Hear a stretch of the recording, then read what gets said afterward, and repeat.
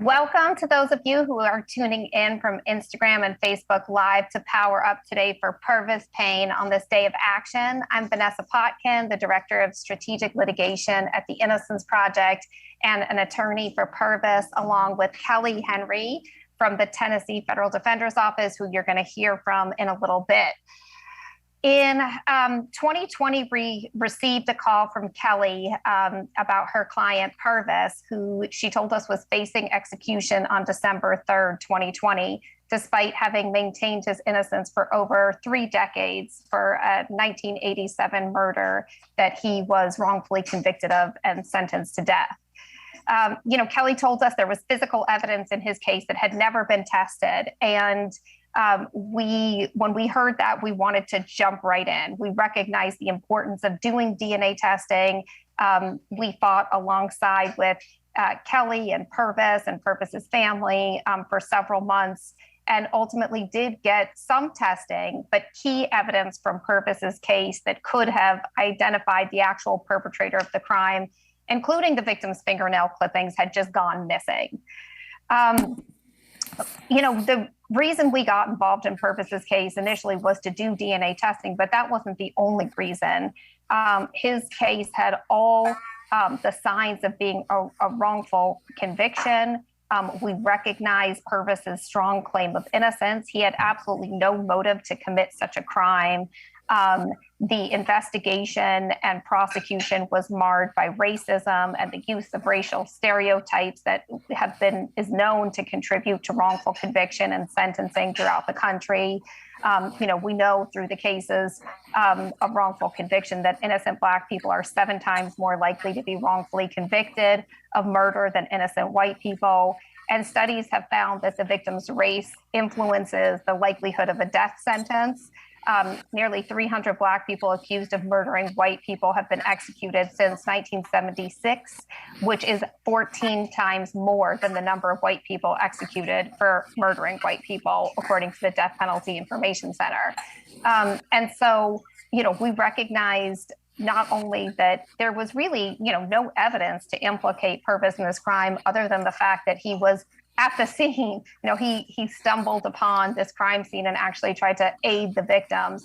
And at the time Kelly called us, we were actually working on the exoneration of a man named Tremaine Hicks in Philadelphia, who was coming home one night and heard screams of a woman being attacked and went to see what was going on and went to call the police. When the police arrived at the scene, jumped to the conclusion that he was the assailant and shot him in the back several times. And then realizing that they had shot an innocent man, planted evidence on him and prosecuted him for the attack of the woman that he came to help. And so as we're working on this exoneration, and thankfully Tremaine Hicks was exonerated just a few weeks after Pervis's scheduled execution. So we knew very significantly the reality that, just being at the scene put Pervis at risk for this wrongful conviction. And of course, Pervis should never, ever, ever be on death row, not only because he's innocent, but because it is unconstitutional to execute anybody in this country who is living with intellectual disability, as Pervis is. And yet here we are today. The December execution date thankfully didn't go forward, but Pervis is still at risk of execution. We are so appreciative of this community and your continued support of Pervis. For those who are just learning about his case, we invite you to take action and get engaged today. The Tennessee Supreme Court could set an execution date for him at any time. So, we need your support. We need your action. Please drop in any questions to the live stream comment today on Facebook or Instagram, and the panelists are going to do the best to answer the questions by the end of the program.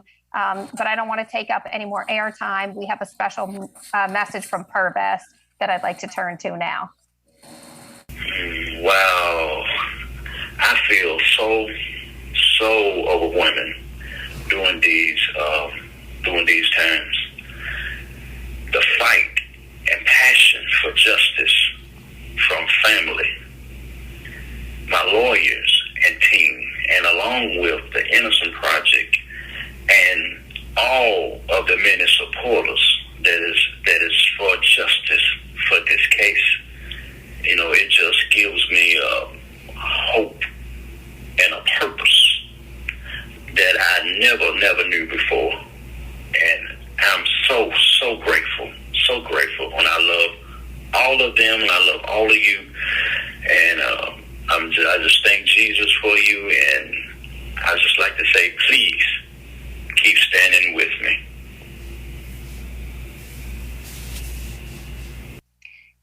I want to pass it on to our wonderful host for today's conversation, Joya Thornton, who is the National Policy Strategist at the Southern Center for Human Rights in Atlanta. Thank you, Vanessa, and to the Innocence Project for having me on today.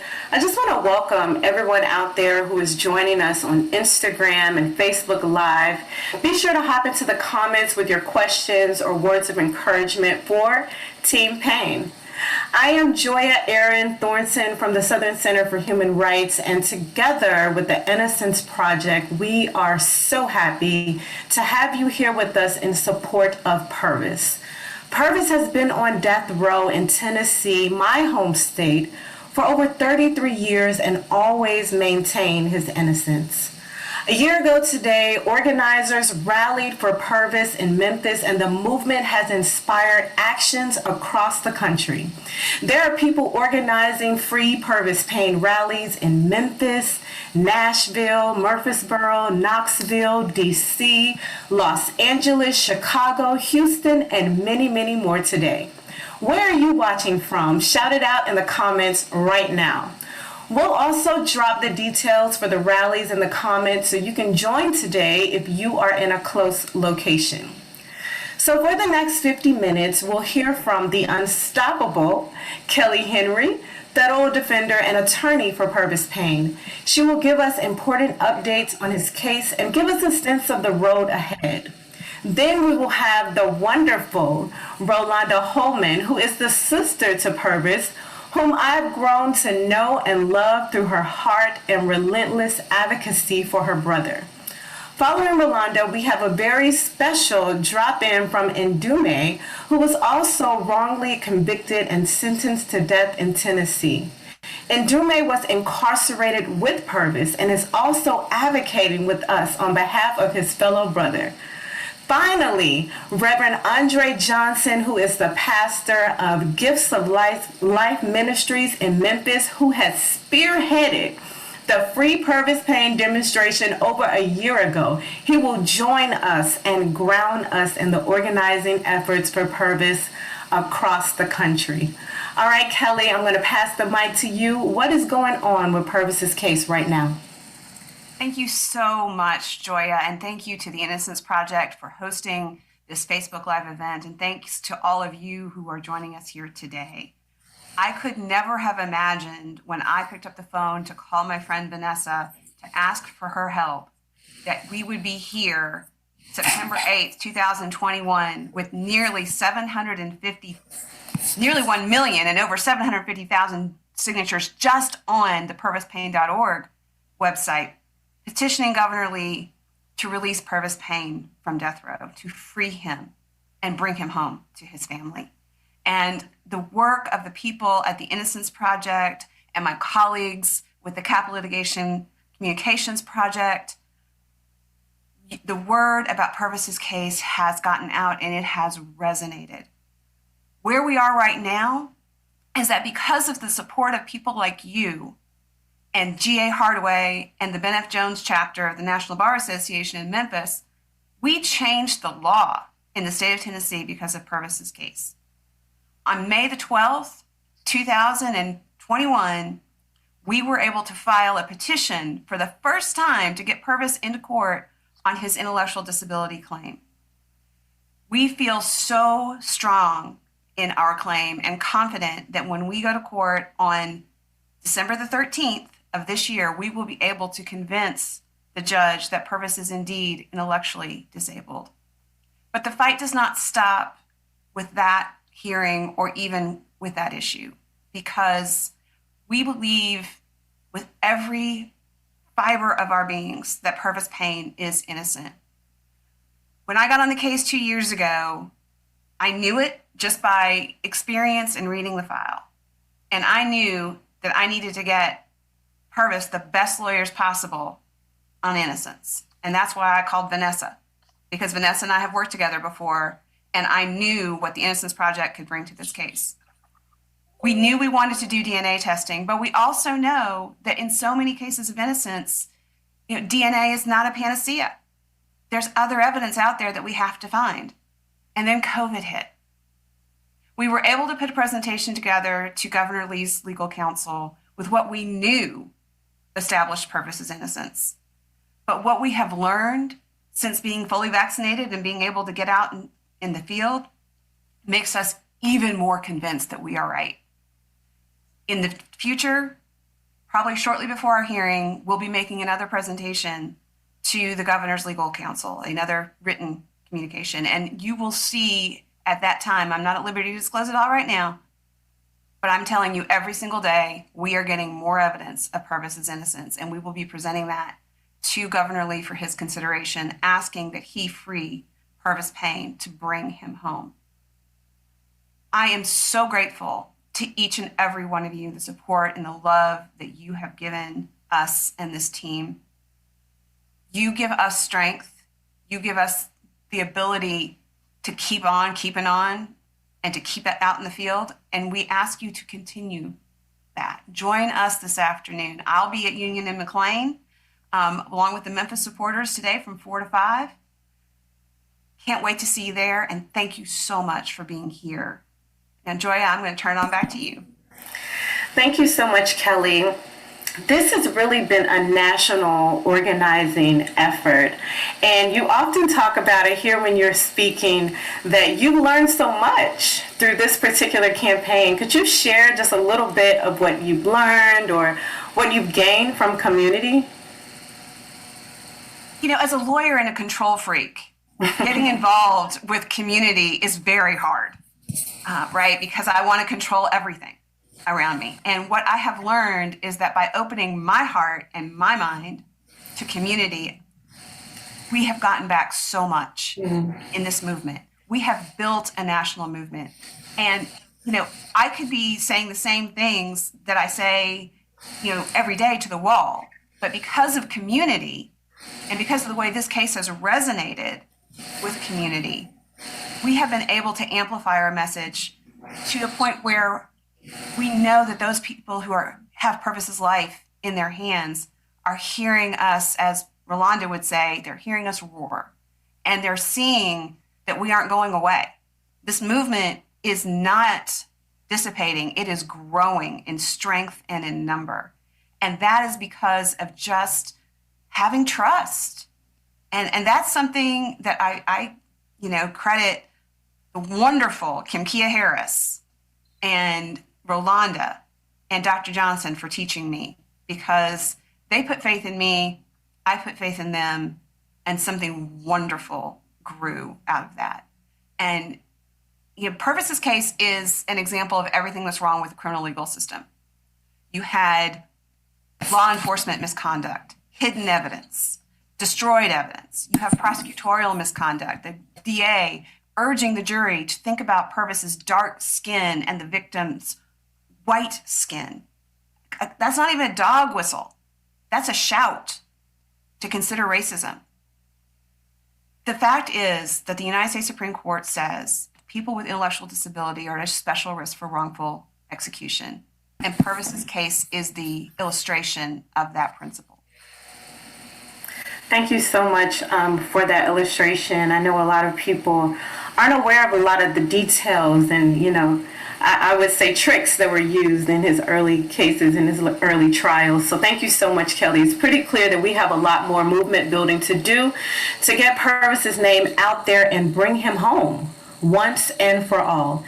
In fact, one thing everyone can do right now, if you're watching this live stream, is take out your phones. Go ahead, take out your phones and text TEAMPAYNE to 52886. By doing this, you will get breaking news on Pervis's case and help him reach 1 million voices of support. Can we do that? I just know we can do this by the end of this live stream. We're already up to 700,000. Next, what I want you to do is please send Shelby County District Attorney Amy Wyrick an email urging her to remove Pervis from death row without delay.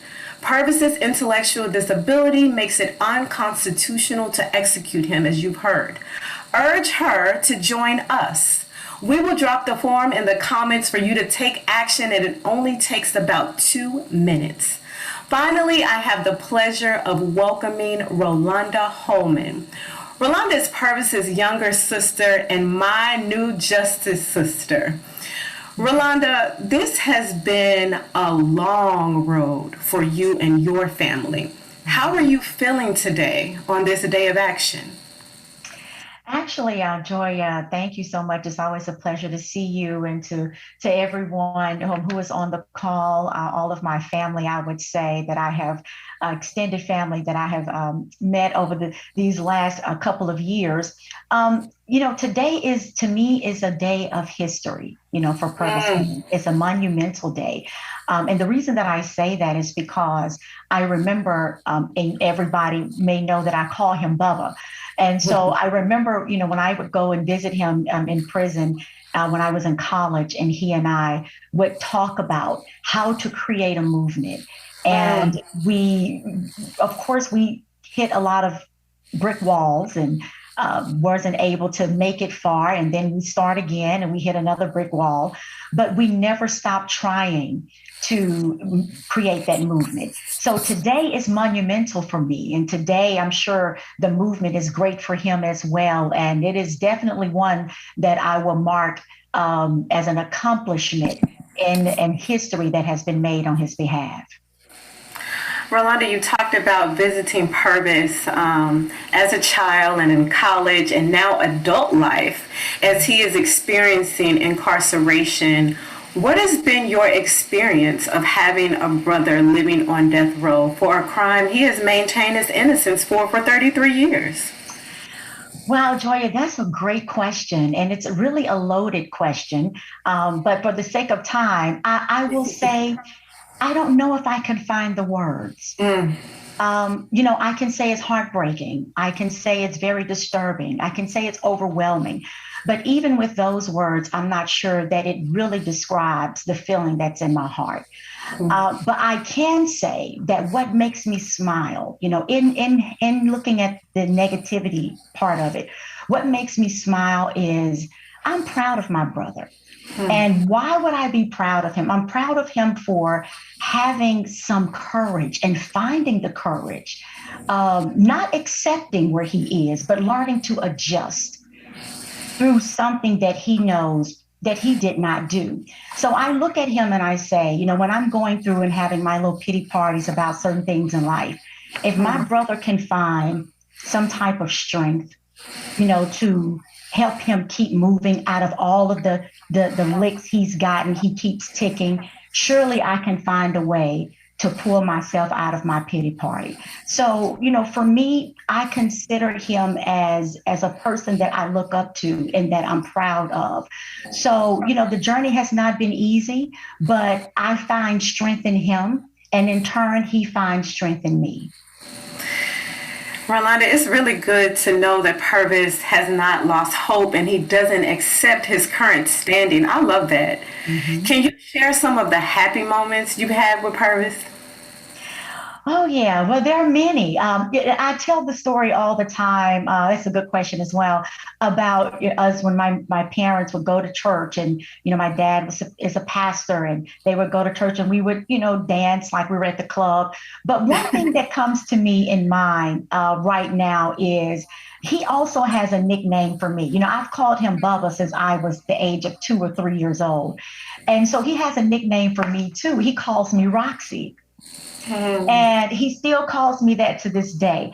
And so how this started is a very quick story. There was a lady, he nor I ever met the lady that I can recall, but we heard a story about how she used to sit on the porch and sing all the time. And people would, when she wasn't singing, there was a man that would say, "Hey, Miss Roxy, sing me a song." And she would say, "Sing it to yourself."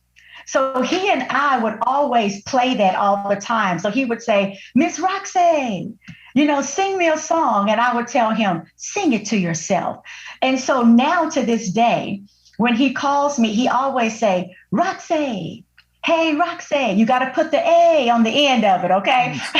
So he would always say, he still says it to this day, hey, Roxy, and I said, hey, Bubba. He was like, what's up? We go on with our conversation, but, I'm his Roxy and he's my Bubba.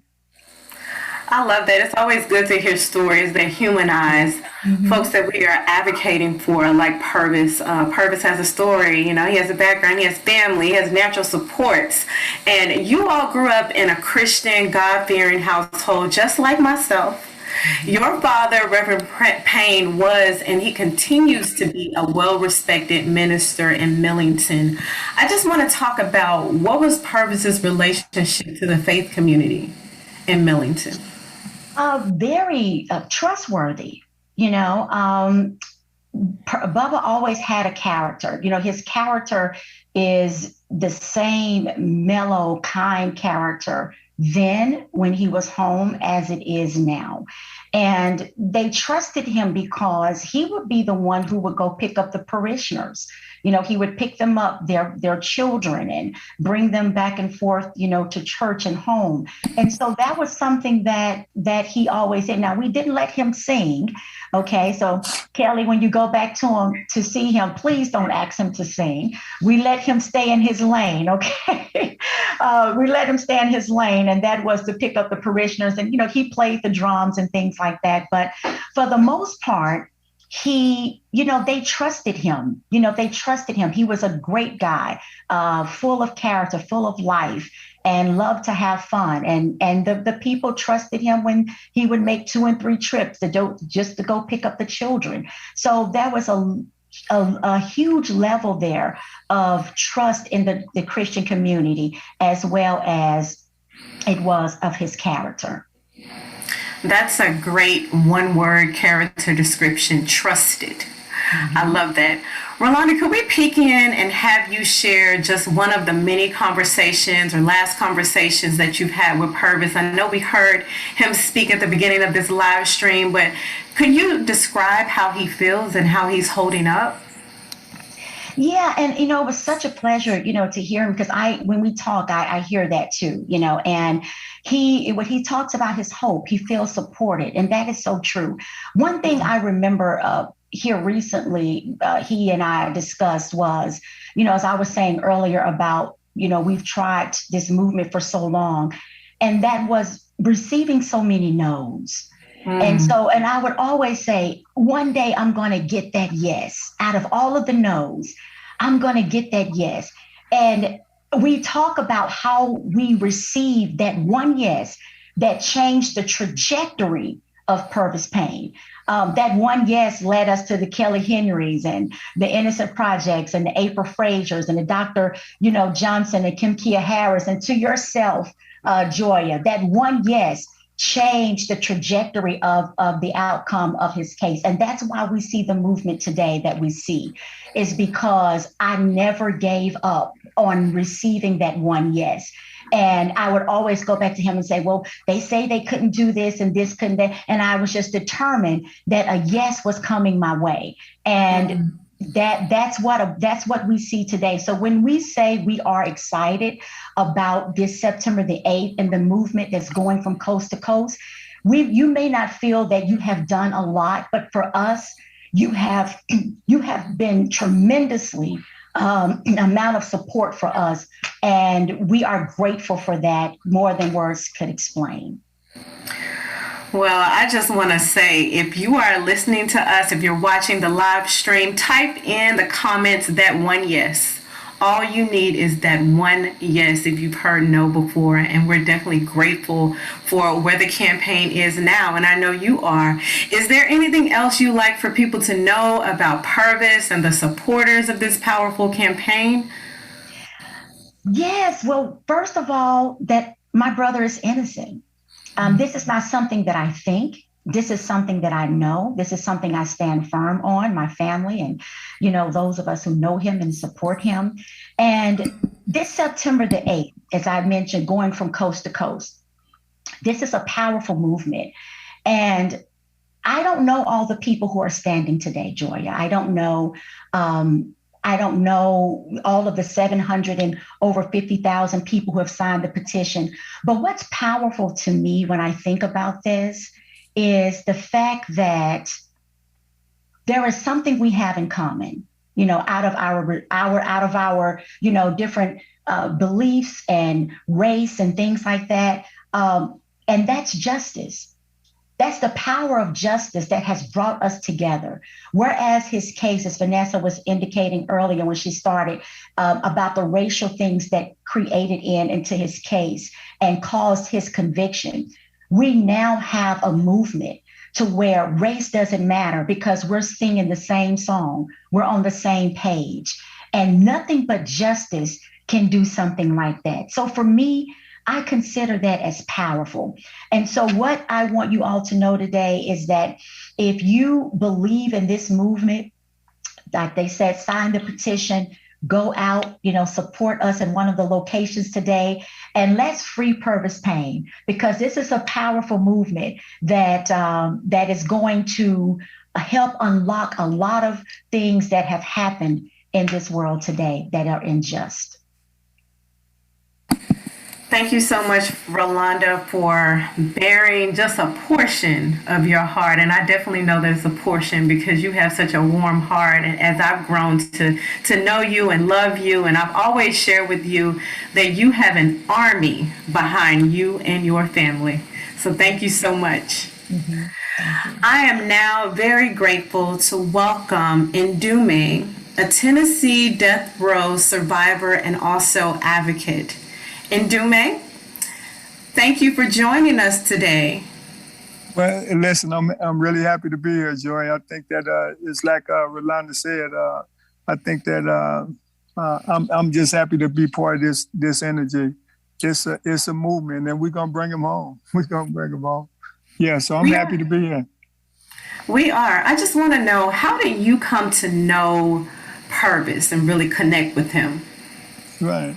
Well, unfortunately, like you said, I was one of them people that was falsely accused in the state of Tennessee, a state I had never been to until the people took me there and put me on trial for the crime. Being accused by killing a white person, tried by an all-white jury, all these things that you see play out in his case, they played out in mine. They play out in all of them. And I would just want to say this here before we go too far, Joy, and that is that at the height of the time that I was on death row, I think it was over 100 and some people there on death, had death sentences like I did. And quite a few of them people is no longer on death row. Some of them sitting in prison in Tennessee, but it's been several of us been sent home because of the stuff that was actually done to us. And I only bring this point up to simply say this here, that if you had 100 and some people on death row and over half of them people are no longer on death row for just miss how the prosecutors did the things that they actually did that caused the people to have their sentence overturned or the truth was unfolded, like in my case, and the people are gone home. I think that speaks in volumes about the system. I just wanted to make that point for people to think about that. No, that's definitely a point for people to think about. And it's also a point of public education as well. What is important for people to know about spending decades of your life on death row for a crime you didn't commit? Well, I certainly, can, spend a whole lot of time telling you about how hard it was, not only on me, but also too on my family. So when I sit and I listen to Rolanda try to find the words to say what it did to her family, I watched her grow up in a lot of ways. For years, I seen her come in and grow and be the beautiful person that she is now. And and in terms of, I mean, just being there and having the opportunity to meet Pervis and know who he is. I mean, Pervis is certainly somebody that, just like she said, the day that I met Pervis, he was the same person. I'm talking about his character and everything that he represented was the same the last time I seen him. And so, you know, when this ain't somebody, just like she said, her family and people that know him, that this ain't somebody that, I mean, when he tell you something, then you get to know him. And in my case, knowing how the system operated, I had no doubt, and I still don't have no doubt about him sitting there for something that he didn't do. And like her, I'm telling you, I can't even find the words to tell you what it did to my family. I mean, 2 years into my imprisonment, I lost my mother in a car accident. And, you know, but I know what it did to her prior to that and my family. So, I mean, there's really no words to just kind of explain that. And hell, sitting in prison, whether you're guilty or innocent, I'm telling you, it's a hard life. So when you think about somebody being forced for a lot of years to sit in a cell by yourself for 23 hours a day, fortunately for Pervis, he get an opportunity to come out, and not only for him, but the type of person that he is, that Pervis is the type of person that since he had worked outside in the where he had access to food and whatever it was, when people needed an aspirin and couldn't get it, we knew that Pervis can get it for us because he was out there. And just like his sister said, people trusted him. And I'm talking about the staff. So if he was out there trying to do something to help somebody that he know needed help in the cell, then they trusted him. And that made a difference.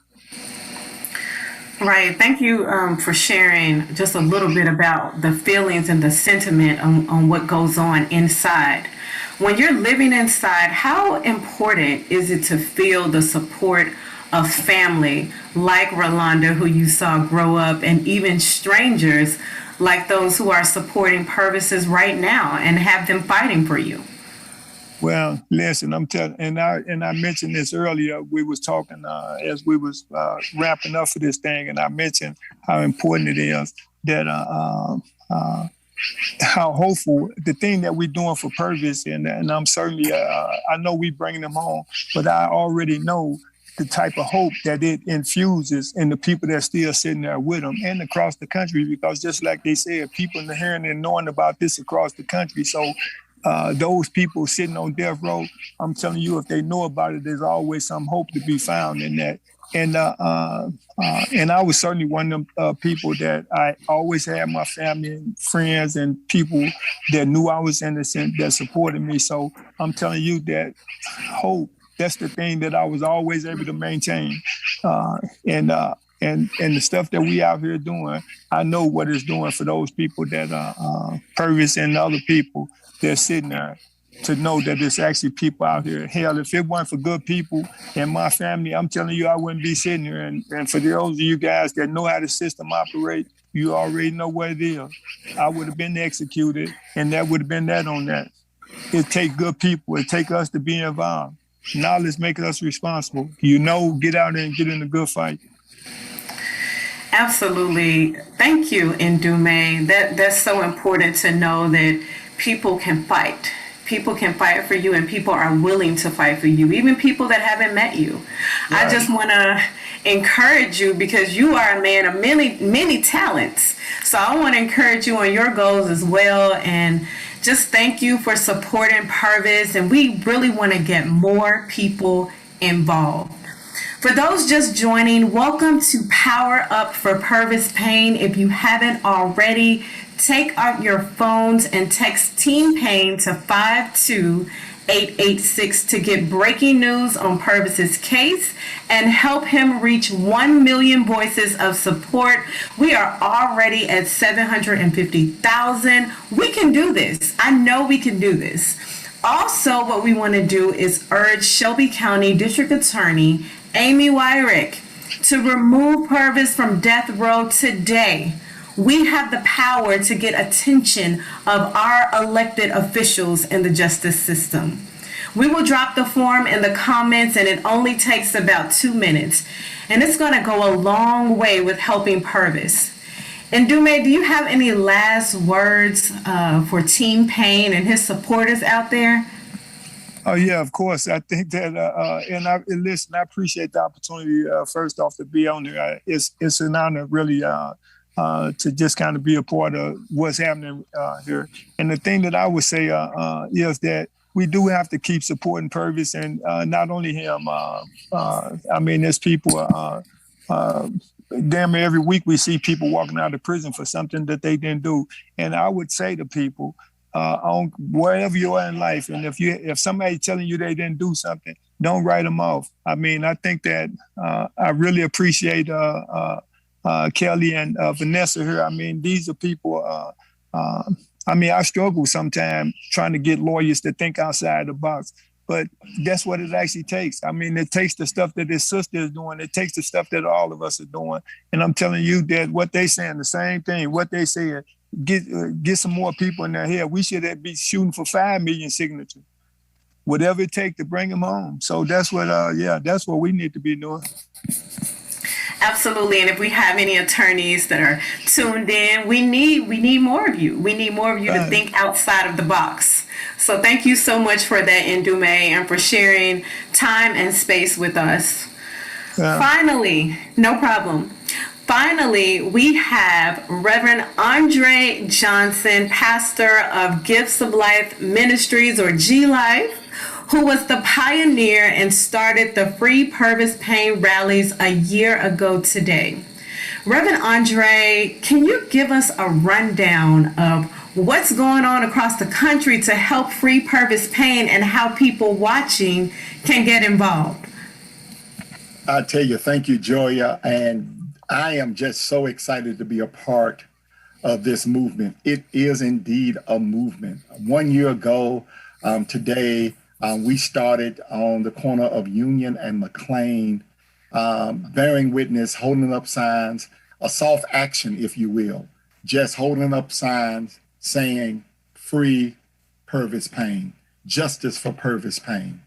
And then after that, things start to pick up. Things start to pick up. Things start to pick up. We were out there, Joya, when it was cold. We were out there when it was hot. We were out there in the rain. We were out there when it's windy. We bared witness throughout the elements. And then now comes today, 1 year later. Not only are we on the corner of Union and McLean, but there are people all around this country, all around the country, that's doing this work, standing on corners in their own hometowns and cities, such as Nashville and Murfreesboro and Jackson and Bolivar, Tennessee, Dallas. I got the phone right here. People are texting me saying, can I stand in Detroit? Can I stand in my hometown? And I'm trying to text people back and tell them that they can do this, because this is a movement. And the movement is to free Pervis Payne. And I am just so excited that 1 year later that we can have all of these people standing on street corners all across the nation. And we are excited about what's going to happen, not only today, but even after today. We are excited.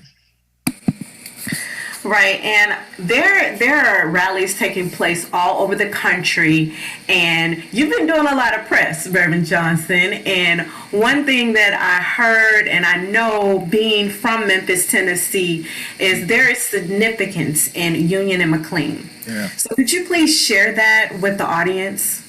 Yeah, sure. When we decided to do this over a year ago, it wasn't by accident that we selected Union and McLean. Union and McLean was the place where anti-death penalty advocates used to stand each and every Wednesday, right around the same time.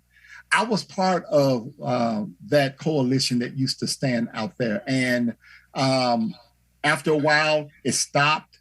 And when it was time to stand for Pervis Payne, I thought, what better place to stand on the shoulders of others who have come before us and to be in that sacred space and place to stand again for Pervis Payne to stand and bear witness for his family. And let me just say this, people are standing for Pervis Payne, especially here in Memphis and in Shelby County. When you come out in Union McLean, you're standing for Pervis Payne. But as you have already heard, and all the people that's listening right now, as you already heard, you standing for Pervis, but then what's going to happen is you're going to start asking questions, and you're going to start to realize that something is going wrong here in Memphis and in Shelby County, Tennessee. So we all want to continue to bear witness and to ask those questions, because when you begin to ask those questions, you may not like the answers, and that's going to keep you coming out bearing witness, #Free Pervis Payne. That's right. Absolutely. We're certainly standing out there bearing witness, and I just commend you because I've seen you stand out in the rain. I've seen you stand out when it's 100-degree weather. You are always out there, and I appreciate that, Reverend Johnson. I look forward to joining supporters and getting people mobilized in Atlanta, where I currently am. I just want to invite Kelly, Rolanda, and Dume, and for you to stay back on to take audience questions. And I believe the first question that I see in the chat will be probably directed to you, Reverend Johnson. Can anyone organize a march for Pervis? Yes. Okay. No. I'm glad someone asked that question and brought it up. One of the things that we wanted to try to do with this 1-year anniversary, we wanted to highlight the Memphis location, of course, but we also wanted to give people an opportunity across the state and then indeed across the nation to participate. So we decentralized the movement. So that means that wherever you are, you select your own street corner. Wherever you are, get you a sign, make a #Free Pervis Payne, pervispayne.org, Justice for Pervis, something like that. And you can go on your street corner and you can just hold the sign and bear witness. All we ask is that you let us know so we can get it down, so we can tell people in your area that the rally will be held where you are standing. So yes, you can do that. I was looking at in the comment section, someone from Detroit asked that question, and yes, Detroit, go ahead on, select your corner, let us know, and we will push everybody to that street corner. Just give us the time, and we will make sure that people know about it. Thank you, Reverend Johnson. I'm actually connected to a lot of organizers in Detroit, and I don't mind calling them to the front of the room. Yes. The next question, I believe, would be either for Kelly or Vanessa. The question is, where's the missing evidence? Boy, I would love to know the answer to that question. Right. That was a deep question. I would love for somebody to make the State Attorney General's office explain, or the Shelby County District Attorney General's office, where is it? It's inexplicable to me that the fingernail scrapings from a capital murder case where a man is facing execution can go missing. Right. How does that happen? And there's no mechanism for accountability. And I know that there are some legislators out there who are looking into that issue to see whether or not we can put some accountability into the criminal legal system so that something like this never happens again. But we have been trying to move heaven and earth to find those fingernail scrapings. And, we know the perpetrator's DNA has to be under her fingernail scrapings. I believe it's going to come back to her ex-husband. He was the prime suspect at the time. This was a man who viciously beat Sharice Christopher, who stalked her from Texas to Tennessee, who has a history of abusing other women and other spouses, who was ultimately shot and killed by a man in Florida because he was being threatened by Kenneth Christopher. This is a man whose family included a brother who served time on Florida's death row for a sexually motivated murder. That's your prime suspect. Now compare that to Pervis Payne, a man who has no history of violence, no history of drug abuse, who grew up in a loving Christian family, who everyone described as sweet and loving. Children loved him. He loved children. At church, he was the one that all the kids wanted to play with because he was childlike himself. And then, since he's been in prison, not a single write-up. You just don't do this one day and then never have another problem. So I believe Pervis is innocent. And I don't even know what the original question about where's the fingernail scrapings. I don't know. But man, if you do know, please give me a call and let us know, because we want to get those things tested. I think everyone wants to know that question. Thank you for that question. Again, we're going to remain with the attorneys. And this is a question that I've been asking myself and really pushing out there on social media. How important are conviction integrity units in counties like Shelby and other cities? How important are they? Vanessa, do you want to take that one first? Yeah, there are a number of prosecutors' offices around the country that have created conviction integrity units, and they are not all created equally. Some of them are, more for show, and some of them are really, doing significant work. And regardless if an office has a conviction integrity unit, and this is just like a specialized unit in the prosecutor's office to go back and look at cases, including cases of potential wrongful convictions, whether or not a prosecutor's office has one officially, the important thing is to have the mentality that your job is not to obtain and defend convictions. Your job is to see that justice is done. And if there is evidence that could show that somebody's innocent, or evidence that's surfacing that somebody shouldn't be on death row, your job is to consider that evidence. And so it is certainly important for offices to have units that are separate from, other prosecutors, that really can, consider whether fellow prosecutors, engaged in misconduct and have a little distance. Yeah, that's all important. But the most important thing is to have a prosecutor, not like the current prosecutor in Shelby County, somebody who is open to taking a look at cases and has the humility to know that the criminal justice system gets it wrong. In fact, it gets it wrong a lot.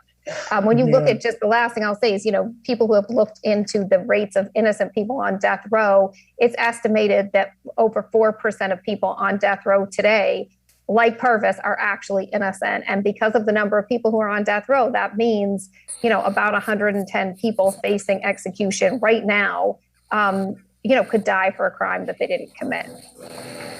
Absolutely. Kelly, do you have anything to add?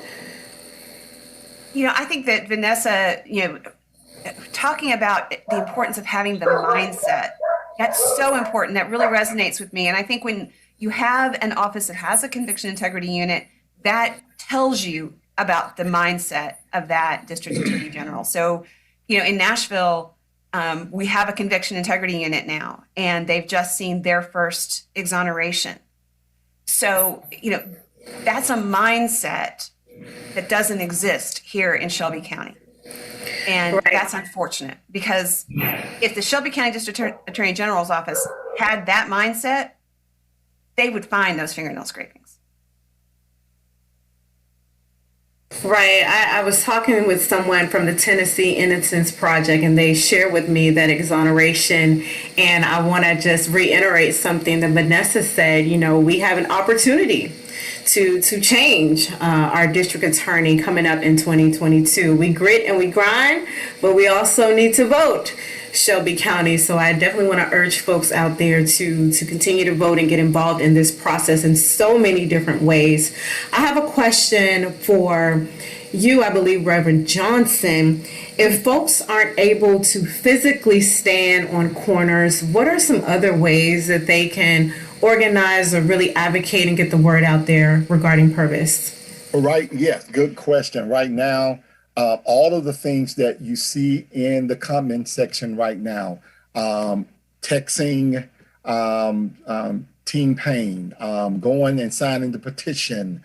There is I believe, a GoFundMe that's going on right. You can donate money. You can do those type of things as well too. After today, though, we are going to the Free Pervis Payne Coalition. We are going to sit down and regroup, and we're going to be doing more things where if you physically cannot go and stand or be at a corner, other things that you can do as well. But right now, what you can do are those things. We definitely, if you're a person of faith, we need your prayers. We need your support there.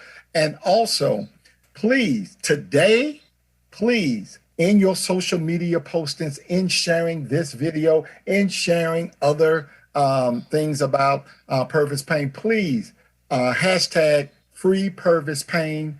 The stuff that you already see out there, reshare that, retweet it, reshare it, get it out there. We will love to see, at least in one of these cities, hopefully, preferably in the nation, hashtag Free Pervis Payne trending.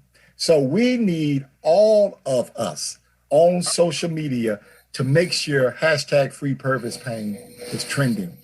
And that's what we can do right now. You heard that, Generation Z, you TikTokers, you Instagrammers. That's right. We can make this go viral. And speaking of Generation Z, I want to pivot to Rolanda, then back to the attorneys, and then finally Ndume with a question. Rolanda, you have teenagers, preteens. How have you motivated Generation Z, or how have they motivated their friends to get involved in this campaign? You know, they are very influential. So that's the good thing about this generation, because they are very influential and their friends respond. So when they say, hey, this is my uncle, you know, and when they did the teen power up hour we had when my boys were in with the Innocence Project, they had their friends to look at that. And so their friends get involved. And so they want to know more about the story. So they're getting more engaged, you know, about the wrongful convictions and the wrongful things that actually happen.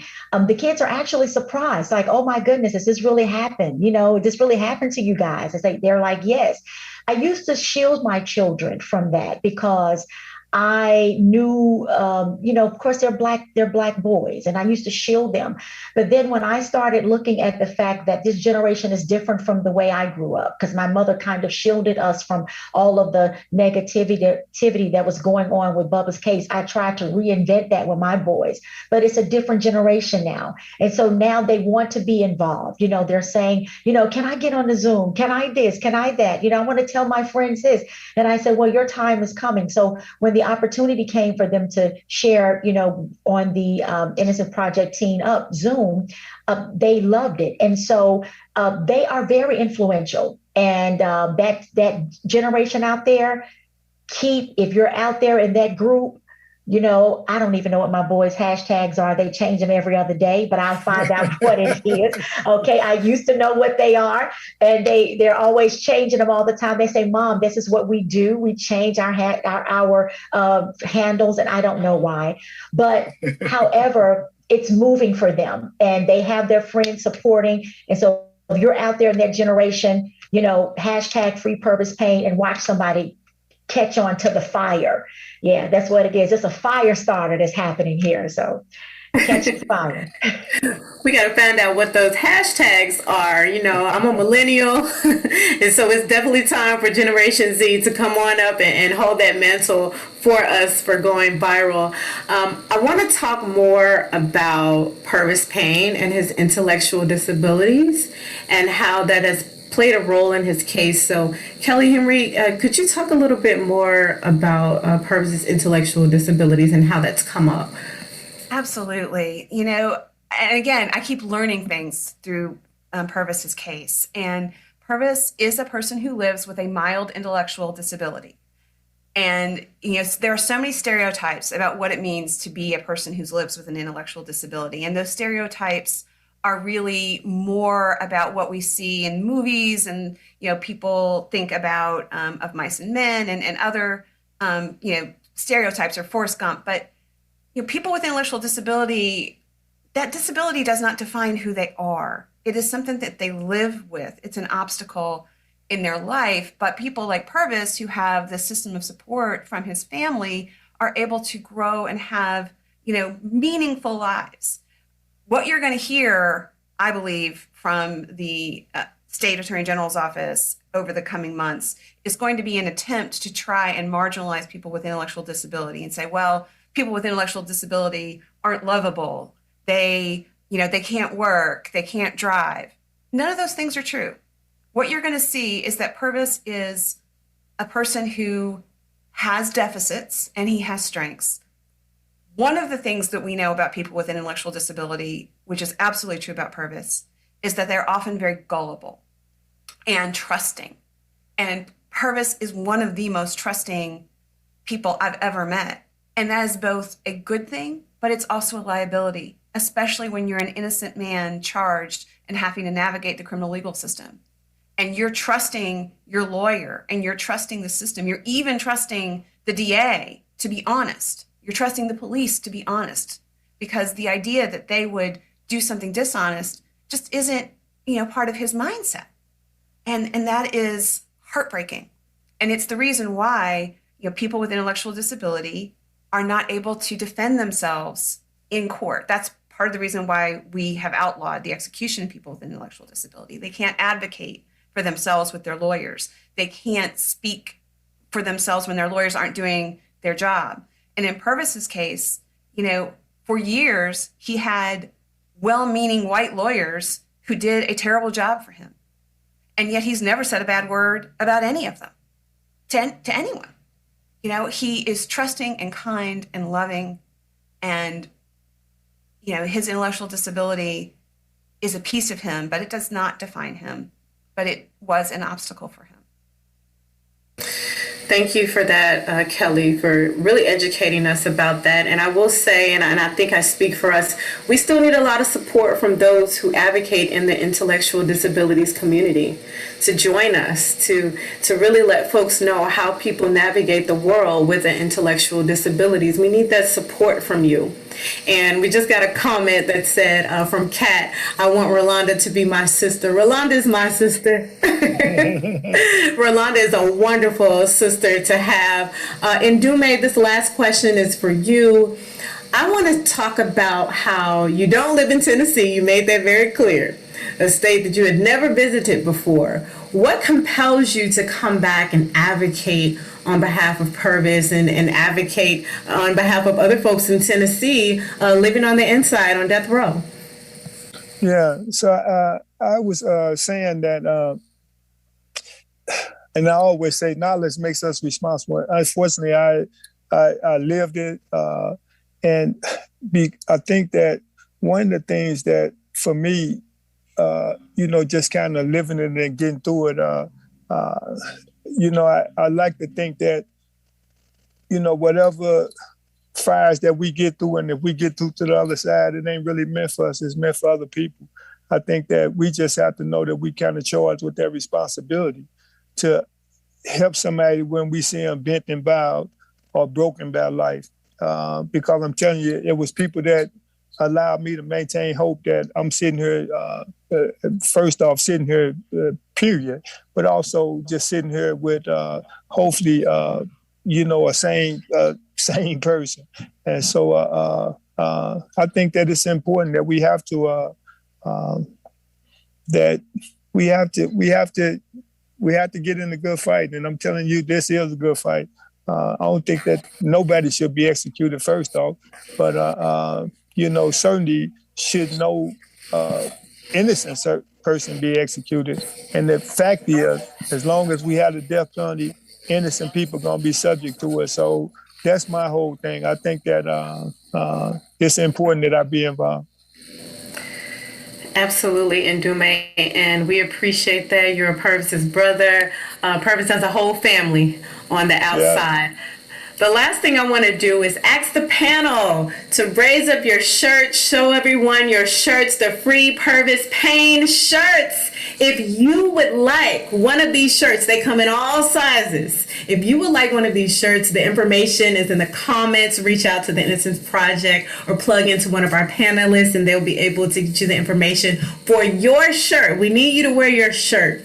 I don't know about you, but I'm ready to shout free Pervis Payne across Atlanta and nationwide. I'm going to blast it on my Instagram and Twitter today. For the Power Hour, I want you to stay plugged into this campaign. And the only way you can do that is by texting TEAMPAYNE to 52886 and visiting pervispayne.org.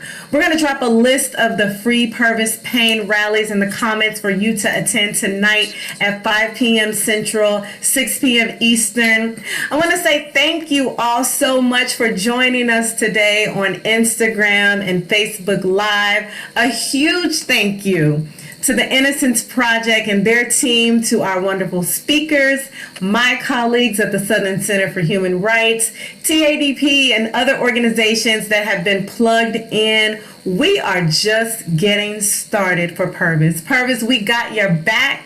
This is a movement and the grounds have been shaking. And in the words of my niece Dakota, you better believe it.